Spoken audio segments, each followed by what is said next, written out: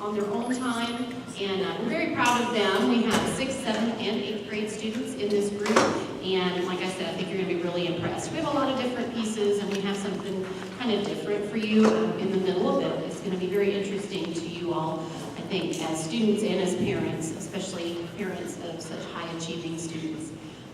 We will begin with, we have our program behind us, so we will move in program order. I do want to say feel free to videotape and take pictures, just not flash pictures. As you video, please make sure that you are aware of people around you. They do want to see their child as well.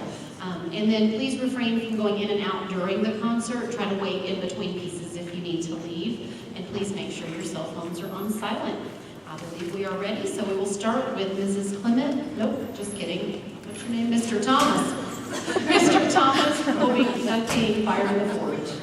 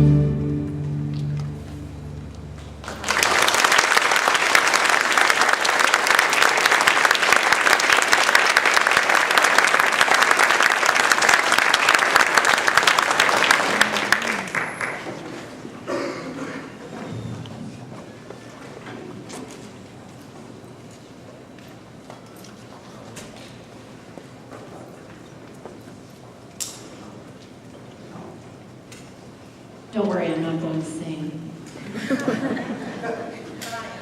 No. All right, this next piece is a piece that Mr. Thomas has written, and it's really a different concept because it kind of demonstrates for you something we don't demonstrate very often, which is first we're going to play it correctly and then wrong, and we'll see all of that. But it's got some narration with it too, and I really want you to listen. And students, I want you to listen too, because we didn't make these things up. These are all proven things, and it's going to be, I think, very eye-opening, not for those of us that teach music, but for some of us. We do want to recognize our percussionists that are joining us. We have Tommy, Kennedy, Pranav, and then that other 8th grader back there, Mr. Downs, our band director. Thank you. So thank you, if we can give them a round of applause for being here.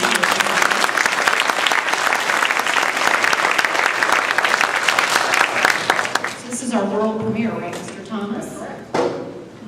People ask you what you did last night, you say, I went to the world premiere. The piece is entitled The Pursuit of Perfection. It seems like every time we turn on the news or read a news article somewhere, it is telling us that American schools are in crisis. And while there is no doubt that there are improvements to be made, I have a solution. We do need to reform in our schools, and I know exactly how to do it. I want every student to experience an education that prepares them for success in life, that teaches them not just how to memorize facts, but how to think and learn successfully, and how to keep learning successfully once they are outside of our walls. I want every student to have a comprehensive education that addresses everything they will need to learn in life. I want to combine the aesthetic with the athletic. I want to combine the academic with the artistic. I want to combine the cerebral with the emotional. And I want to challenge every individual student inside of the classroom according to their own needs. Sound good? Well, we're already doing it, and it's called music education. There's a reason that music education students outperform every other subset in the entire world. Did you know that if you start in music and you stay in music until you graduate high school, statistics show that you'll score an average of 14% higher on the ACT, 43 points higher on the verbal portion of the SAT, 57 points higher on the math portion of the SAT.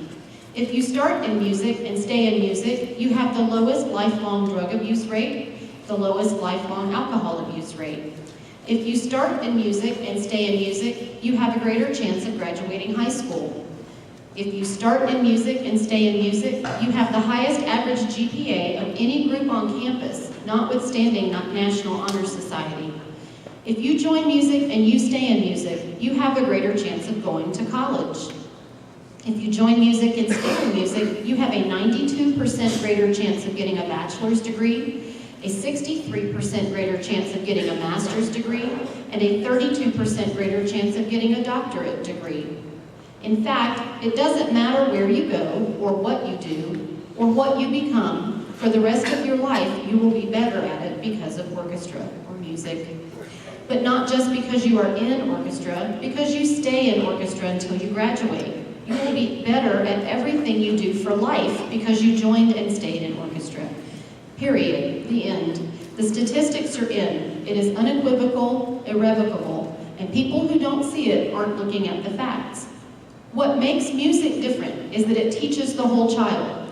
So when you're involved in music, we're going to teach things that no one else does in education. If you're involved in music, we're going to teach you things that we don't teach anywhere else.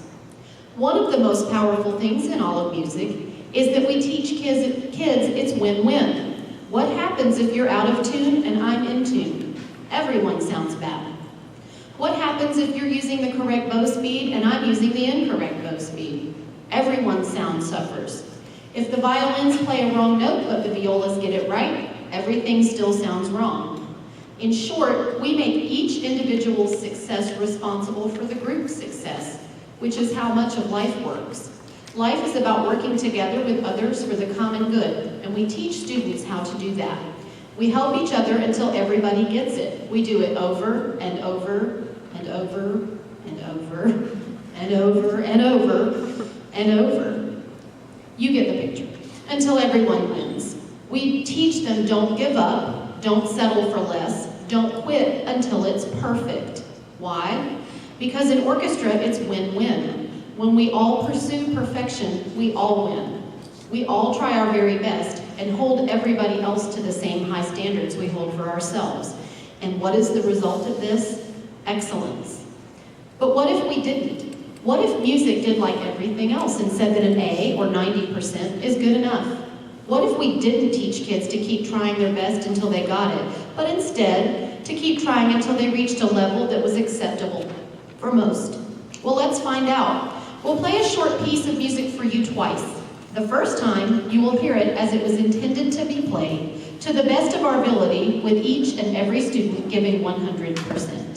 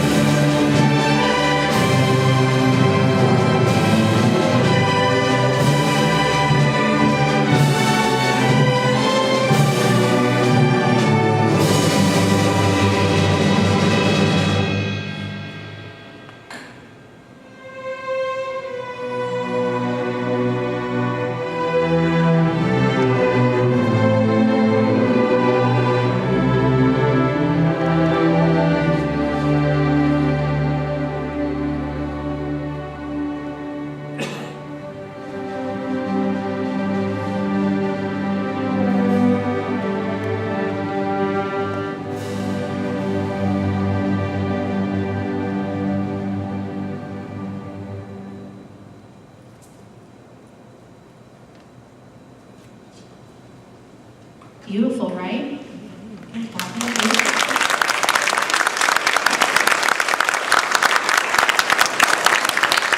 Now we're going to show you what happens if we use standard. When every student in the orchestra does not their best, but good enough. Specifically, each musician in front of you is going to play exactly 90% of the notes in their music correctly. In most academic classes, this would be an A. Here is the same piece played at 90%.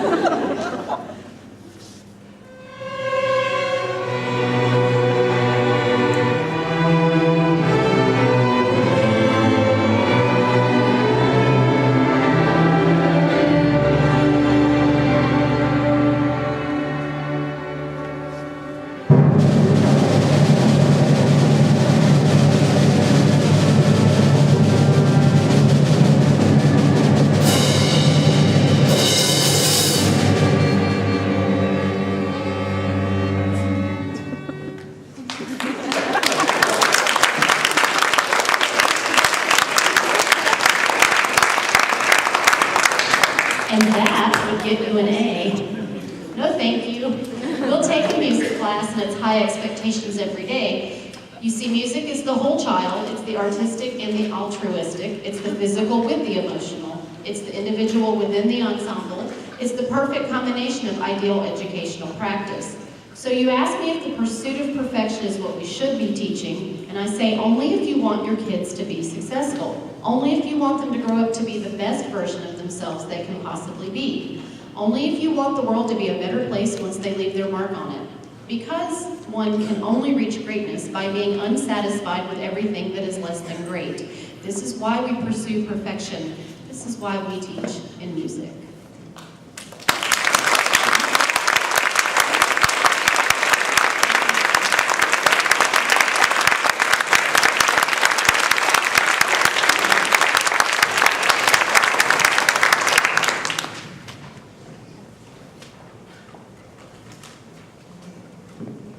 This next piece has 2 movements, so if you will wait between the 2 movements for your applause, please.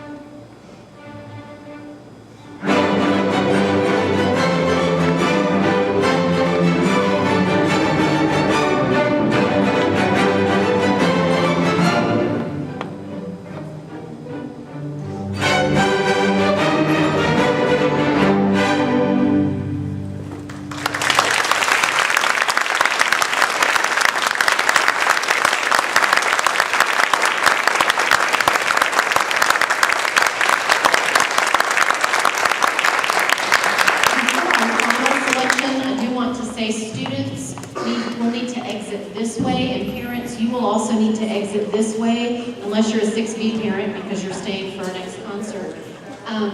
But it might be easier too if you want to meet your students out in front of the school to exit that way, because we do have 2 more concerts and 6B parents are anxiously awaiting. So that will help with traffic flow if we all kind of move that